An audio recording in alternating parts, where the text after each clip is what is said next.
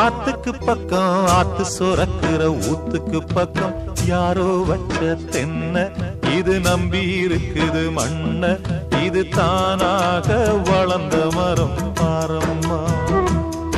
ஒரு தாயாரு தந்தை யாரு கூறம்மா ஆத்துக்கு பக்கம் ஆத்து சுரக்கிற ஊத்துக்கு பக்கம் யாரோ வச்ச தென்ன இது நம்பி இருக்குது மண்ண இது தானாக வளர்ந்த மரம்